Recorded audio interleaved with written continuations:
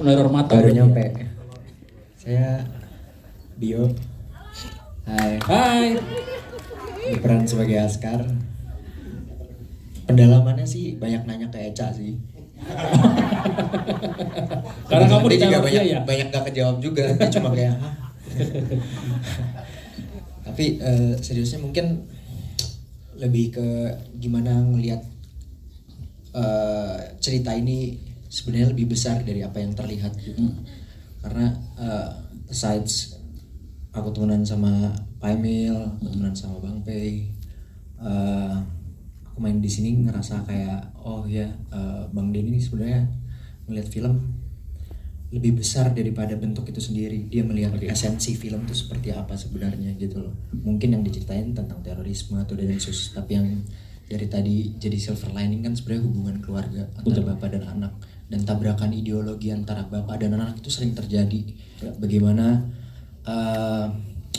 bapak yang dilahirkan di generasinya punya cara untuk melihat hidup, sedangkan anak memberontak dari bagaimana bapaknya cara melihat hidup dengan cara yang berbeda gitu loh. Sampai akhirnya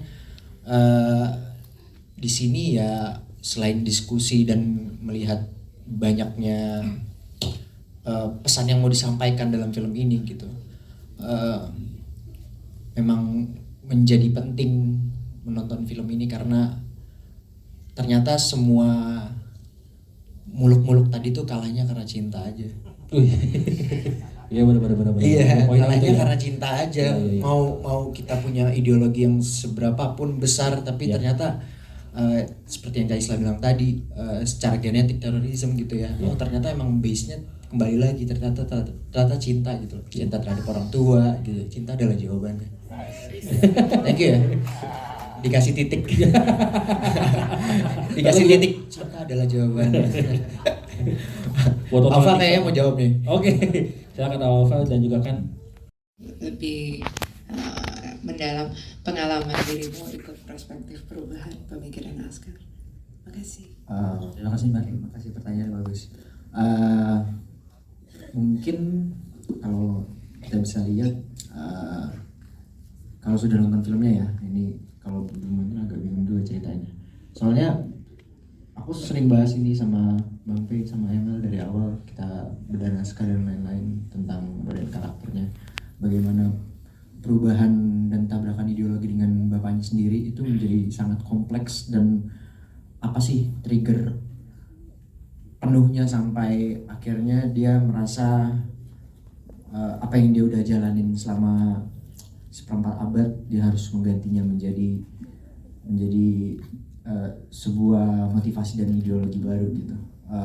Pendalamannya sih waktu itu kalau misalnya Wabil punya kesempatan untuk nanya ke Ca Islah bagaimana terorisme bekerja di Indonesia, saya nggak boleh ikut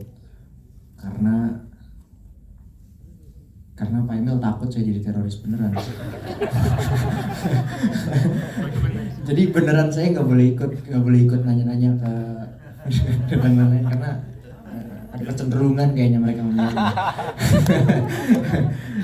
jadi akhirnya saya mengambil aspek di mana kita nggak usah melihat terorisme dalam gambaran besar, tapi bagaimana apa sih arti dari sebuah aksi yang dia lakukan ketika kecil ini menjadi besar gitu di terakhirnya gitu.